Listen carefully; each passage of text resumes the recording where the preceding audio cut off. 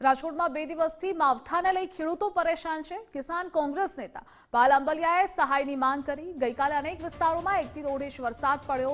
વરસાદને લઈ રાયડો, ચણા, ઘઉં અને જીરુના પાકને નુકસાન પહોંચ્યું છે। છેલ્લા થોડા સમયમાં 6 વાર કમોસમી વરસાદ પડ્યો। ખેડૂતોને એક પણ વખત વળતર નથી મળ્યું।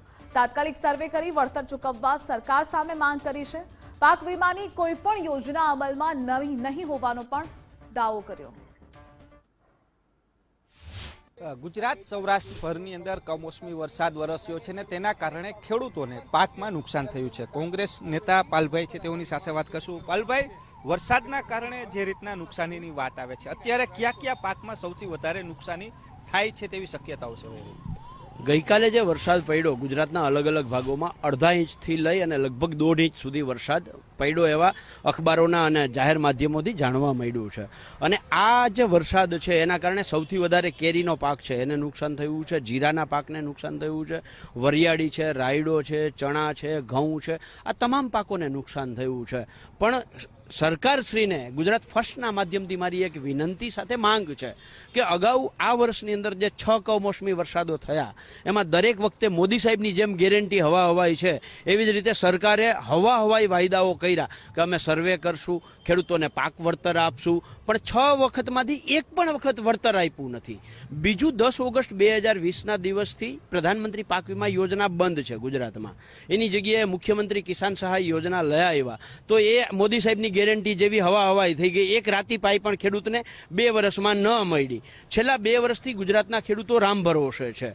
એક પણ ખેડૂતને પાક નુકસાની જાય તો વીમા કવચવાળી યોજના ગુજરાતમાં અમલમાં નથી। એટલે ખેડૂતો સરકાર ભરોસે જ્યારે હોય ત્યારે જ્યારે નુકસાની જાય તો સરકારે એમાં તાત્કાલિક નિર્ણય કરવો જોઈએ। સરકાર પાસે હું એમ કહું છું કે જો આયોજન હોય, 6 કમોસમી વરસાદ થયામાંથી સરકાર જો શીખી હોય તો સરકારે આજની તારીખમાં તો સર્વે કરવાનો અમલ કરતો પરિપત્ર જાહેર કરી દેવો જોઈએ। કારણ કે ખેડૂતોના પાકને જે નુકસાની થઈ છે, દાખલા તરીકે જીરું છે તો જીરાની અંદર વધારે પડતી ઝાકળ આવે તોય નુકસાન જાય। તો 1.5 ઇંચ વરસાદ પડ્યો હોય તો જીરાનો પાક ખેડૂત સર્વે કરવા આવે ત્યાં સુધી ખેતરમાં રહેવા નથી દેવાનો, એ કાઢી લેવાનો છે।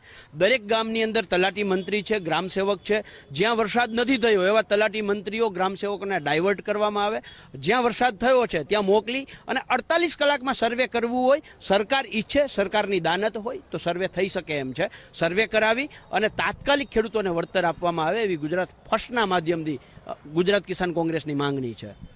પાલભાઈ, જે SDRFની જે વાત કરવામાં આવે છે એના નોમ્સ પ્રમાણે આ વરસાદ અને ખેડૂતોને નુકસાની કઈ રીતના જોવું? જો પ્રધાનમંત્રી પાક વીમા યોજના અમલમાં નથી, મુખ્યમંત્રી કિસાન સહાય યોજના અમલમાં નથી, અત્યારે SDRF જે છે એક જ યોજના અમલમાં છે અને એ બધા માટે છે। એવું નથી કે આ વરસાદ દાખલા કોઈક દુકાનદારની ભૂકંપના કારણે દુકાન પડી ગઈ હોય તો એમાં SDRF મુજબ લાભ મળવા પાત્ર, પણ પાકના જે નિયમો છે એ મુજબ 33% કરતાં વધારે નુકસાન હોય તો SDRF મુજબ લાભ મળવા પાત્ર છે।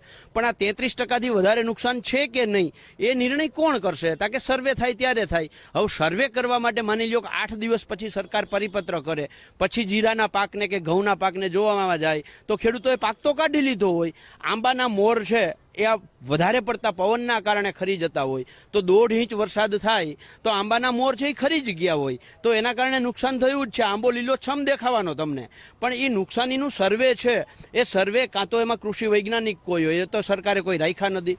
એટલે તલાટી મંત્રી ગ્રામ સેવકના માધ્યમથી તાત્કાલિક સર્વે કરાવવામાં આવે। સર્વે થાય તો ખબર પડશે કે 33%થી ઓછું છે કે વધારે છે, અને વધારે જ્યાં હોય ત્યાં તાત્કાલિક ખેડૂતોને વળતર આપવામાં આવે। કિસાન કોંગ્રેસના પાલ આંબલિયા તેઓનું કહેવું છે કે તાબડતોબ તાત્કાલિક સર્વે કરવામાં આવે, કારણ કે જો પાક છે તે ખેતરમાં ઊભો રહેશે તો બગડી જવાની ભીતિ છે ને તેના જ કારણે ખેડૂતોએ પાક તો લઈ લીધો છે, પરંતુ તલાટી મંત્રી અને ગ્રામ સેવકો મારફતે તાત્કાલિક સર્વે કરવાની માંગ કરવામાં આવી રહી છે। કેમેરા પર્સન દેવજી રંગાડિયા સાથે રહીમ લાખાણી, ગુજરાત ફર્સ્ટ, રાજકોટ।